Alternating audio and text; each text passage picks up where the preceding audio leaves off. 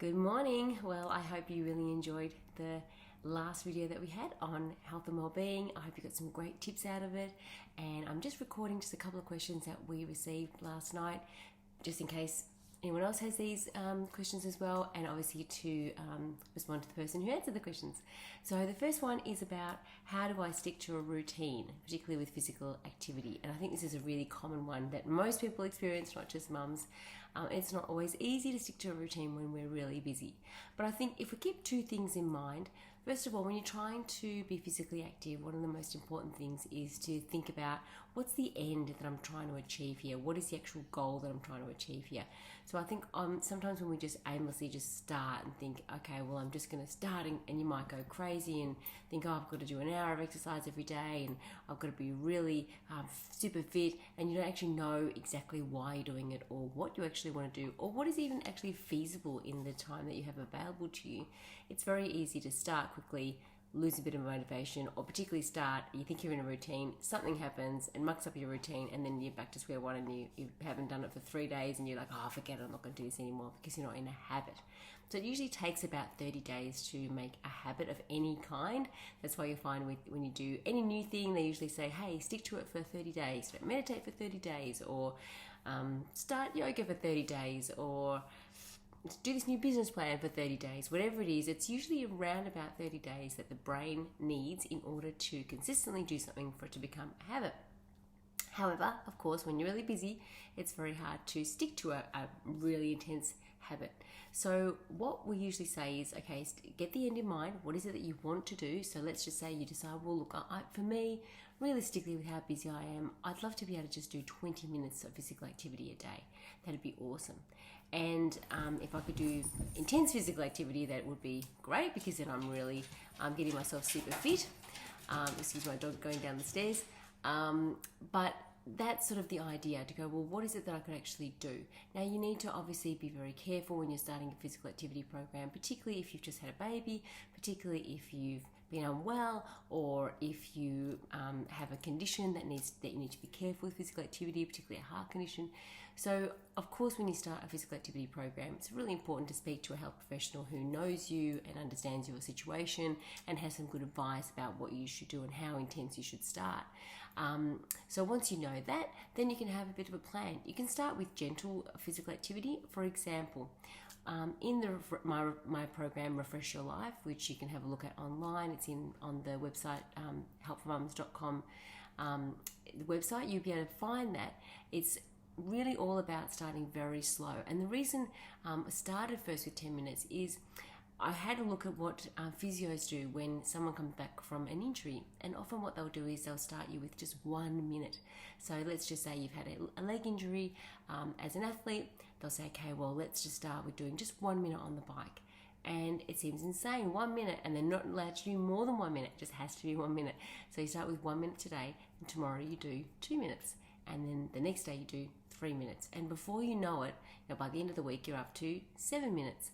And then the next week it continues, and then it's 8 minutes, 9 minutes, 10 minutes. And before you know, by the 30 days, you've got this amazing amount of physical activity that you're doing, and it does not feel hard, because you've very, very slowly, gradually built up this exercise program. And it does not have to be 1 minute increments. It could be even half a minute, 1 minute to 1.5 minutes, 1 minute to 1.5 minutes, then 2 minutes, then 2.5 minutes, and so on.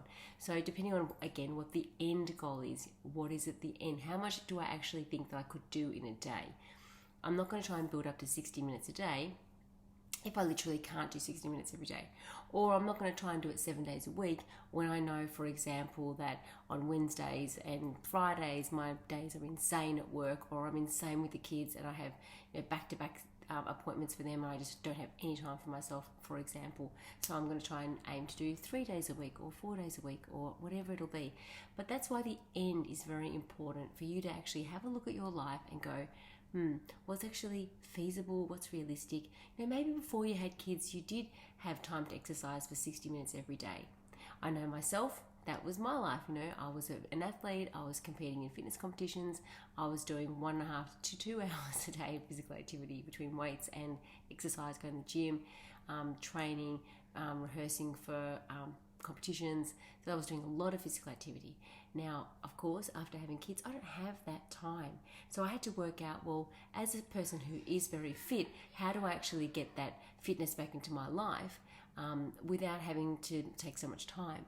So I did a lot more research into more high intensity exercise that I could do that was appropriate for me and appropriate for my fitness level and my health level, because I knew what I was like before having kids, and I was physically active throughout my pregnancy, so it wasn't a big jump for me. So then I started to go, okay, well, I can do 20 minutes or 30 minutes of physical activity that's at a good pace for me and it's safe for me, and I can do that maybe 3 to 4 times a week, and the other days I could do a bit of walking, or I might do just some stretching, or whatever it is. So it just depends on what's happening in my life. So I have to be realistic about what I can do with my lifestyle. But the aim for me, the end goal for me, is to maintain my fitness, maintain my health, and most important for me, the main reason why I do physical activity is for my mental health. That's my big end goal for me, because I know if I don't do physical activity for 2 days, I already start feeling a bit down. I notice, why am I feeling a bit flat? Why am I feeling a bit down? Oh, that's right, because I haven't been physically active the last 2 days, so I better do something today. And that's a big motivator for me, because I don't like that feeling of feeling a bit down, and that's enough for me to push me and to motivate me to get back onto track. So that's why it's really important for you to have that end, because when you do get off track, it'll be your motivating factor again to go, oh, right, that's the reason why I want to be physically active. Right, well, I want to do that. Or that's the reason why I want to eat healthy foods. That's why I'm going to do that. So that will push you to do it again. The next question someone had was, do you have any easy tips for cooking with kids? So, with my kids, I have one that's a very fussy eater and one that's can eat anything. So it's not always easy, particularly with a fussy eater. What do you do with someone who doesn't want to eat what you put down there? It's really a challenge. So that's when you have to be creative, and you have to hide things within food in ways that they won't know. So for example, when I make a spaghetti bolognese, I make sure I fill it so much with spinach leaves. But what I do is I cut the spinach leaves really, really, really small. So in the actual sauce, it looks to them like the spice. So either it looks like a bit of basil, or a bit of rosemary, or a little bit of oregano. So they think that they're just having the normal herbs. And she always says to me, this is the best thing ever. But if I was to give her a whole bowl of spinach leaves, there's no way on earth that she'd eat that. The other thing that I do, which is a very easy recipe, it's so easy to make, and one of the most healthy things you can give the kids is a spinach pie. It's a typical thing that my mum used to make, spinach pie from South America. Typical thing that we used to have all the time. So easy and tastes so good. And all it is literally is you go to the supermarket, you buy a number of packets of frozen chopped spinach. You can get any type you like. There's organic ones or non-organic ones that are very cheap. Like literally some of them are $2 a packet. That's quite cheap as well. You get all those packets of spinach. You just basically boil this, not in water, but just like put them in a pot until it all dissolves. And because it's already got some water in it, it's easy to dissolve. Just keep stirring it. Then just add a little bit of salt. So then that's done. Then you just get some ready-made pastry. You line a tray with the ready-made pastry. Put that spinach on the top. Crack a number of eggs inside so that you actually have some eggs on the top. Put another layer on top of the pastry and put it in the oven.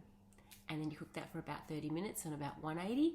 Comes out, and all of a sudden you have this amazing, delicious, beautiful spinach pie. The kids love it. They can add sauce to it if they want. So, if your kid's a ketchup kid, you can add tomato sauce. You can add that to the spinach pie. So easy. It's made in 35, 40 minutes, depending on how quickly you can basically defrost that spinach. And then that's it, and it's done. So it's something you can make very quickly. You can freeze the pieces even. That's what I do often. I'll give them the dinner and then I'll cut it up and put it in the freezer. So if we're having a really busy day, come home, yep, spinach pie for dinner. And my fussy eater is obsessed with it. She loves it. And that way I know she's getting a lot of vegetables. So spinach is my number one thing that's easy because it doesn't really have a strong taste. So it's quite easy with a fussy eater. So they're my two tips for the day, two answers to the questions that were received. So just remember, today you'll be receiving the last video, video number 3. I hope that you take a minute to have a look, and I look forward to seeing how you feel about it. Great, thanks.